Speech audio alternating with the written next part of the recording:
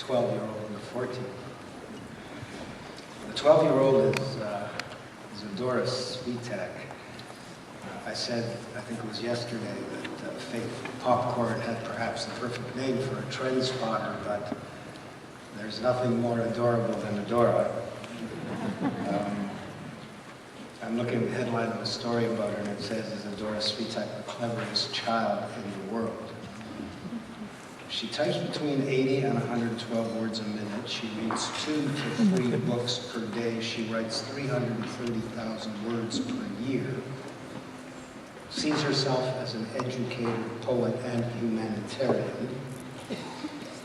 Her family has now converted the basement of their home in Redmond, Washington, into a TV studio from which Adora gives daily video conferences. Earning $300 per 50-minute session, she's in big demand in the corporate world, where she can receive up to $10,000 per speaking engagement. When you watch her teach, it's impossible not to be impressed.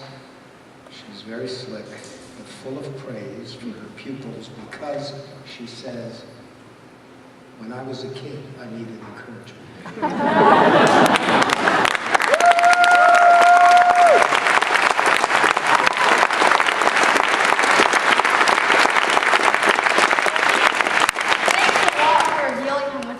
You know the IRS is so going to come after me.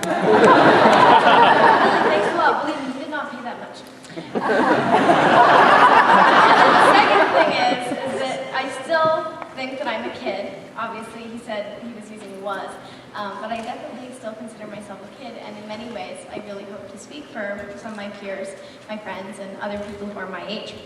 So today I want to start off with a little saying, let kids be kids. Raise your hand if you've heard of this saying before. I'm seeing a lot of raised hands. Good. It's good to know that I have earthlings in the audience. Well, to me, let kids be kids is just a little bit puzzling, because when you say that, do you mean let kids throw temper tantrums, play with Barbies, succumb to peer pressure, scream at their siblings? Or do you mean let kids participate in highly competitive competitions, share their opinions, participate in model UNs, form their own opinions? Too often, I think that let kids be kids is taken to mean forcing kids into an idealized mold of childhood, an ideal which many of us may not hold dear. Is that what you think it should mean? To me, let kids be kids is a saying in need of a rewrite. For starters, what does let kids be kids really mean in the first place?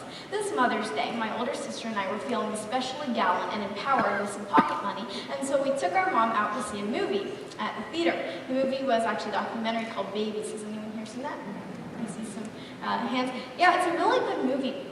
And one of the reasons it was quite interesting was because it followed the lives of these 4 babies from all around the world.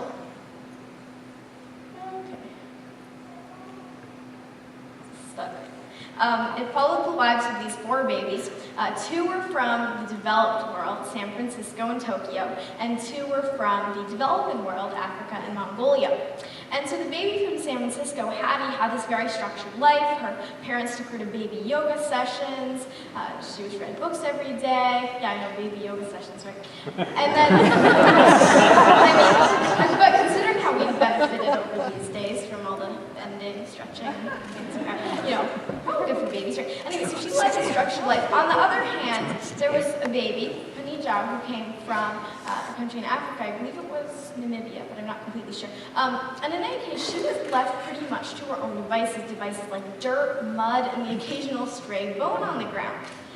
And both of them seemed like perfectly normal, perfectly happy babies. How can that be? They were both growing up in these 2 completely different worlds. And this brings me to another point. Babyhood and childhood really comes in many different colors, flavors, shapes, and sizes. And the ideal childhood is something which is very subjective and up for debate. It varies across cultural boundaries, too. I talk about San Francisco versus Africa. My mom ran an informal after-school for many years at our house, and one time there were these 2 students, siblings from China, brother and sister, who came to study, and they were extraordinarily studious. I considered myself studious at the time, but they outshined even me. And my mom was like, "Why do you study so much?" And they said, "So that we can get a good job when we grow up." That was their idea of what childhood should be. studying really hard, working really hard, so that they could get their dream job when they grew up. And then there are the kids who take on jobs bigger than they are, like a brother and sister from South Africa I saw in World News, who were pretty much acting as surrogate parents for their younger siblings because their mother was sick. All of these different pictures of childhood only contribute to the questions and make it more confusing as to what childhood should really be. It's one of those things like the Great American Novel. No one can ever really pinpoint what is the ideal childhood, who should be doing the deciding. Most often I see that it's adults who are doing the deciding. And it makes me ask, why should adults be the one doing the deciding in the first place? So here's what I think about the current meaning of let kids be kids and people's view of the ideal childhood overall. Don't place any responsibilities on them, let them have a completely stress-free life, just enjoy it while it's that way. And for the crowd that defines the saying that way, I have some news for you. A lack of responsibility doesn't necessarily equal a lack of stress. Maybe some of you have experienced that feeling where you're just walking around your house feeling bored, and it makes you feel a little stressed out sometimes. You think I should be doing something better. There's nothing that I'm really doing. I recently watched this documentary. As you can tell, I'm a voracious movie watcher. It was called Born Rich, and it chronicled the lives of these kids who were born into families with last names like Trump and Vanderbilt with millions of dollars to their name. They knew they would never have to work for their money. They knew their families would never have issues with money. And were they happy? No. They had problems of their own, problems like drinking and drug abuse and the whole range of problems that comes with having that knowledge that, no, I won't ever have to work or really do anything. And while I'm not advocating making your 4-year-old pay for the household utility bills, I do think, it's a little hard to earn a wage at that age, I do think it's important to give kids some sense of responsibility, because responsibility truly gives you honor and pride. Responsibility is not a bad thing. It seems like another implied meaning of let kids be kids might be let them keep their innocence and protect them from the harsh side of the world and all of its problems. And this has, I suppose, its points. I mean, you don't want to tell kids like everything from the day they're born, but at the same time, much like lack of responsibility doesn't equal lack of stress, lack of knowledge about the world means less empowerment for us, because if knowledge is power, then knowledge about the world's pressing issues means the power to fight it. What's more, not telling us that the world has problems and saying what some of those are is kind of setting us up for a disappointment. We're going to be like, Mom, Dad, didn't realize the world's like this, you could have told us a little earlier. And that's what I would think anyway. Because if I had grown up thinking that the world was perfect, that I would always be happy and that everything could always go my way, I would expect for people to do exactly what I told them to do. I would be a little more spoiled than I am today. And believe me, my mom thinks I'm spoiled anyway, but it helps a little bit. And my parents didn't turn us into little misanthropes and tell us, you're heading toward doom and the world is going to end and that sucks for you. They were like, the world has problems. There are kids my age, your age, who are hungry and families like ours who are poor, but that's not all. The world has problems and you can do something about it. That's what knowledge is for. Knowledge is just not to sit in your head and collect like stamps in a stamp collection. It's for doing things. And because of our knowledge of global problems, I think that my sister and I are more empathetic human beings. We do our charity work. We do Trick or Treat for UNICEF every year.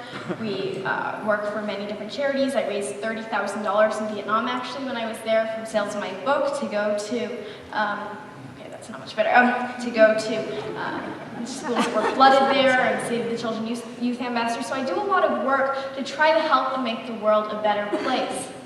And I definitely wouldn't do this work if I just thought, oh, everything's perfect and fine and dandy. Oh, yes, thank you. That's the Trick or Treat for UNICEF that I like to do.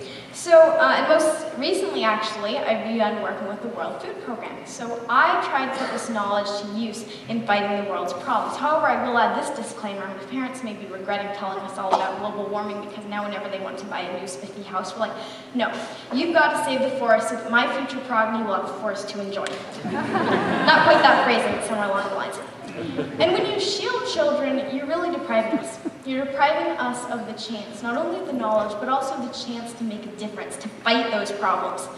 And big action can really come from little people. Just look at the upcoming speakers for examples. For instance, 5-year-old Phoebe Russell of California, San Francisco, actually was driving with her parents. She saw a hungry homeless man and was wondering, what is that guy doing over there? And her parents explained that there were people out there who were hungry, a lot of homeless people, and that food banks often helped those who were hungry. And so Phoebe got this inspired idea. She thought, well, can refunds. Raise enough money from can refunds and we can feed people. So she raised enough money from those can refunds, getting cans from friends, family, even some total strangers, and she fed not one person, not two meals, not 10 meals. She fed 18,000 meals because of the money that she raised from those cans. Now, when I tell people that, I go around and I teach and I speak and I publish books, a lot of adults look at me with this kind of look of concern on their face, and they ask, do you have friends?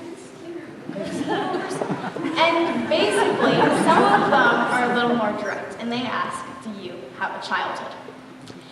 And to me, this is an interesting question, not only because I'm firstly enjoying what I do, I have a so-called regular life much of the time, and I learn a lot from my traveling, but also because from what I've seen, adults care more about childhood than we kids do. It's some sort of obsession with you guys. When I hear adults talk about childhood, it's with this longing and excitement. It's like a tropical island. And from the heated discussions I've seen online on some of my speeches, it's definitely a real flashpoint. It's an issue of hot debate. And I think that, this is my theory, it's my hypothesis, which I've yet to test, but I think that to adults going through the daily work, going to the office and everything, that childhood seems like a peaceful age. Retirement minus the wrinkles and saving up for nest eggs. And I know that Moses does a lot of work with carp, so you have to, have an insight on this. But let me test out this hypothesis. Raise your hand if you would be interested in trying out your childhood for a couple of hours, a couple of days right now. I see a lot of raised hands. Right, I'm seeing raised hands. It looks like you guys have really enjoyed that. And another thing that I use to support my hypothesis, looking in your program book, compare the pictures that the speakers sent in to how they actually look.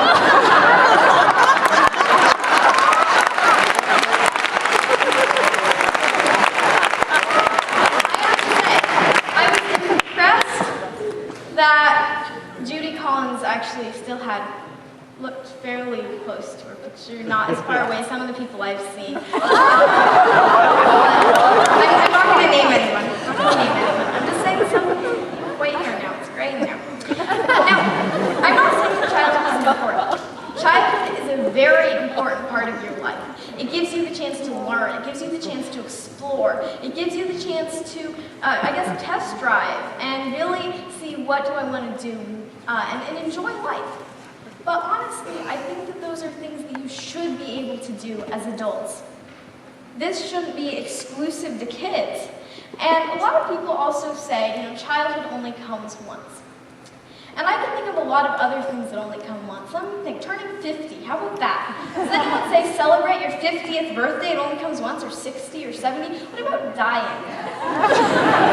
Unless you're one of those people who have had one of those near-death experiences. I think that dying usually only comes once. And so, really I see a lot of these stereotypes. Childhood is like heaven, it's like paradise pretty much, with its tropical islandness. But childhood does not equal that tropical island unless you had a childhood like mine, in which case you get to eat lots of organic ice cream and fruits on your parents' dime. But I think that you can still do that as an adult. Like childhood itself, Let Kids Be Kids comes with its own unique package of stereotypes. Does anyone say let adults be adults? Let Kids Be Kids, which from now on I think I'll abbreviate to LKBK. I know this sounds like a paramilitary anarchist group or something from Burger King. Let Kids Be Kids is kind of assuming, or at least this is how I've heard it used a lot, is that Let Kids Be Kids is kids running around, no responsibility, no stress, just totally dandy life. Well, if that's what Let Kids Be Kids means, or LKBK, then what would Let Adults Be, I wonder? Would it be the polar opposite? Would it be a bunch of hopeless, tied down slaves to life, pegging away at the office, waiting for the weekend, gloriously being martyrs for the sake of their family to bring home the bacon or whatever.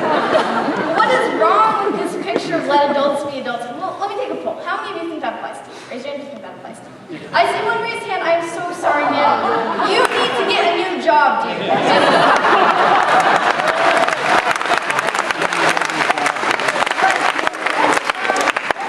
Let adults be adults is the same thing that is wrong with let kids be kids. Stereotyping. And saying that all kids want to be free of responsibility and stress is like saying that all Canadians say about like a boot or love hockey. Which I'm not so sure, maybe all Canadians do. Rather, we really don't want to stereotype, whether it's talking about kids, whether it's talking about adults, whether it's talking about Canadians and their particular likes as far as sports go. Another one of my least favorite things is hypocrisy, and unfortunately I have a habit of picking pet peeves that everyone seems to have, including myself. In many ways, it seems that adults are hypocritical in the context of LKBK. One moment advocating to let them run free, let them do whatever, and then the next moment, Christina Summers, she was talking about this actually, it's circle of friends instead of tag because no kids could get hurt and we could get sued. So when adults say let kids be kids, they also need to think, am I applying this across the board or am I just using this for an example to my own benefit? My mom was comparing let kids be kids to LBBB, which is of course let boys be boys, and there's an important difference because when you say let boys be boys or boys will be boys, whatever version, then that's kind of a license for do whatever you want, recklessness and freedom, but let kids be kids is a measure that fences in and fences out. It says, oh, sure, you can go play around with lead deer, but you can't publish a book, goodness me, or write a blog or something like that, because that's just not a kid thing to do.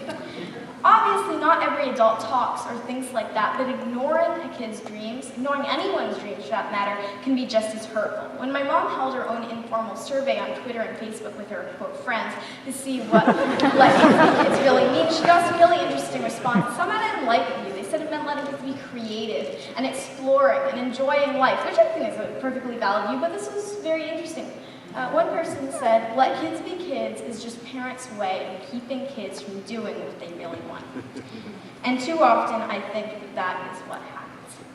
If making your dream a reality is something that comes too rarely, much like adults say childhood does itself, then I think that adults need to take into consideration that we often have just a couple of chances to make our dreams a reality. Our bodies are growing, so why wouldn't our minds? Why wouldn't our aspirations? Why wouldn't our dreams?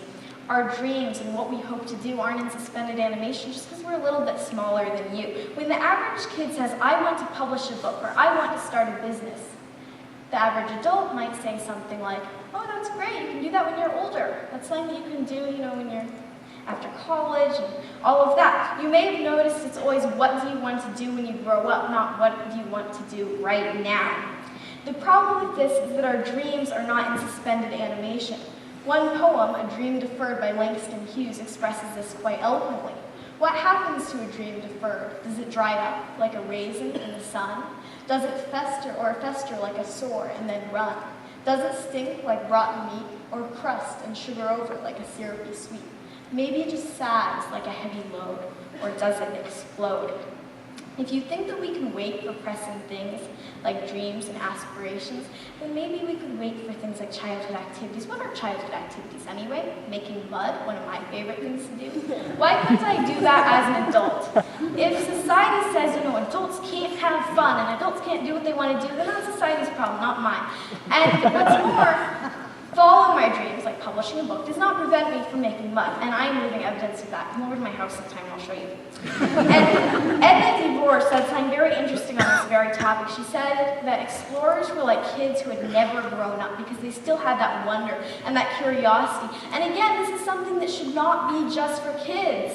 This should be something that every adult is able to have. Ultimately, some of our greatest examples of great ideas came from kids who weren't afraid to follow their dreams.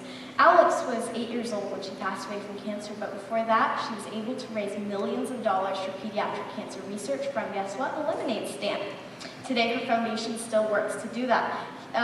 Here at this conference, we have some wonderful examples. Juliana Chen started training when she was quite young. Tabby Gevinson started her fashion blog at a young age, and her parents didn't really know a whole lot about that until she asked for permission to be in a very prestigious publication. So these stories tell us it's never too early to start thinking about what you want to do. What do I want to accomplish? How can I make the world a better place? I myself loved to write from the age of 4, and when I was 6, my mom bought me my own laptop computer. I started writing, and it really took off, and I wanted to get published. Instead of just scoffing at this heresy that a kid wanted to get published or saying, wait until you're older, my parents were really supportive, so I sent off my manuscript to all these different publishers, and I obviously got rejected a lot, and then finally when someone did publish my books, Flying Fingers and Dancing Fingers, you see them over here, then I started keynoting with thousands of educators. I would speak at conferences, and finally, I'm able to speak here to you today. It's a great privilege that I've been able to do this, because if the organizers of some of these conferences, if people like Moses had taken Let Kids Be Kids at face value, then I wouldn't be standing on these stages, because they're stages made for adults. Many other examples of kids who have done great things. An Ontario native, Craig Kielberger, founded Free the Children. Jasmine Lawrence founded her own business. And the students at Environmental Charter High School work to make the world a greener place. The youth of my generation are an intelligent, empathetic bunch with our finger on the pulse of the world. And LKBK needs to change to encompass that in its definition. Indeed, it seems like each couple of centuries has its own attitude towards kids. In the 17th, 16th centuries, it was miniature adults. Pretty grotesque little image. In Victorian times, it was children should be seen and not heard. And then more recently, it's been let kids be kids. We've advanced a lot since Victorian times, and likewise, our attitudes toward women and people of color have changed over time. The way we treat and view kids throughout our history provides a new lens through which to look at the development of our culture and of our society and of our world. Nelson Mandela once said,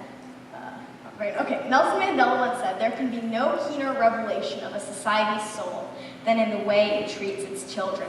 If Let Kids Be Kids is a motto for how we treat our children, then what does this tell us about our society? When we judge a society, we have to look at things like how kids' dreams are fulfilled and whether they have the resources available to fulfill those dreams. Do they have access to basic needs? How their aspirations are encouraged? And we must create this world because it doesn't exist right now. We must create a world where kids are truly free to be who they are. And LKBK needs a rewrite for our times. Like all of our previous attitudes toward children, it's said by a bunch of adults, meaning then that it's not our idea of who we should be, it's your idea. And that's something that I think we should change. Rewriting the definition of Let Kids Be Kids is no longer just an issue concerning me personally, but one that concerns the entire world, tomorrow's problems, and how we're going to solve them. So you know what? When it comes down to it, I agree with Let Kids Be Kids. That is, let us be everything that we can be, because encouraging us to follow our dreams is engendering the progress of humanity. Thank you.